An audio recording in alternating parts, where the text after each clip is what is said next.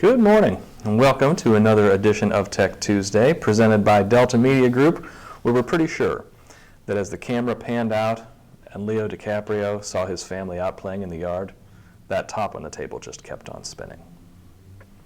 So, today we're going to go over something that is a newly added feature that, the system's always been capable of it, but it's always been a roundabout way you had to get there. What this is about is handling customer subscriptions or customer email opt-outs, basically.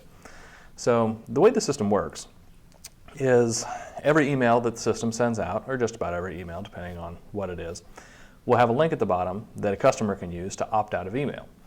And previously, the customer could use that link, go to their email opt-out page, and kind of manage their subscriptions there. Choose what they wanted to opt out of, what they wanted to stay opted into, whether they wanted to opt out of everything from the company or not, and all that. But the issue was, once they changed that, there wasn't really a good way for them to get back into it and make any changes. Once they opt out, they would have to go back to an old email and use that link again to get back into that page and make changes. They couldn't just contact their agent and say, opt me back in. So now there is a good way to do that. So let's go into the DeltaNet and take a look. So here I am on the welcome page, and what we're going to do is get to one of the customer profile pages. So I'll just go down to Customers and Customer Center, and we will roll our way down here and find a customer. How about Mr. the Seller? It's pretty good, right? I was feeling creative when I made that one. So you click on their name, that opens up their customer profile page, and we'll just scroll down here. You see you have their profile section, so I can click on Edit Profile to open all that up, but I actually don't have to get to this. I'll just scroll down in that profile section, and we'll see here we have the email opt-out field. So the way this used to work is it just said email opt-out, and it was just yes or no. If the customer had opted out, it would only opt them out of a specific type of email. So if they had clicked the opt-out button in a campaign email they received, then this would tell you that they had opted out of campaigns. So it wouldn't just say yes or no, it would say no, or it would say yes if they were opted out of everything, or if they were just opted out of one thing, it might say CRM or email blast, depending on what they'd opted out of.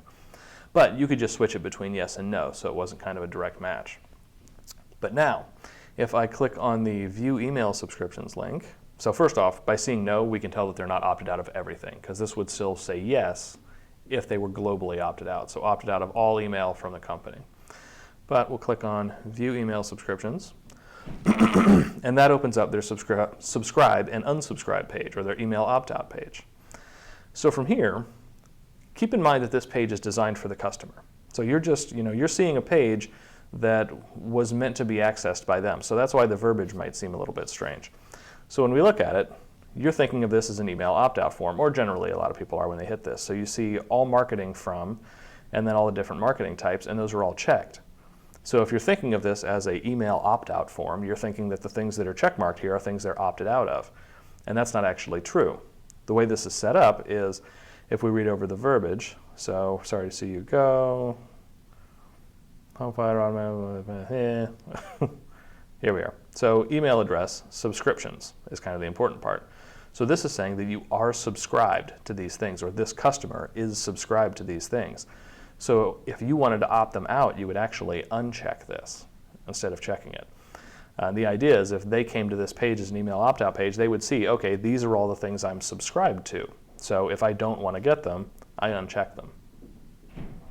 So the idea is, if a customer were to contact you and say, yeah, I accidentally opted out of your marketing emails and I want to get those again, or say you yourself accidentally you make a customer account for testing these things and you opt yourself out, you can go back in here, and in order to opt yourself back in, you just put a check mark, and I'll take all the check marks away, but you would just go here and you would put a check mark next to the box that you want to receive. Or if you want to receive everything, you just click the all marketing, and now all that's checkmarked.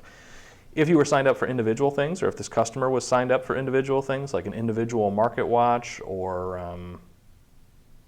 individual home finders, things like that, where they're getting saved search emails, those will be listed on this page also. So if they just want to turn off individual things, like turn off an individual saved search, those options will be in here too. And it'll just list out everything that this customer is getting. The only thing that doesn't work like that is at the bottom it says unsubscribe from all communications. If I check this box, now that sets me as unsubscribed from everything. And this will actually have the company site name here at the end. It says Delta Media Group Test Site, but it'll be your company name.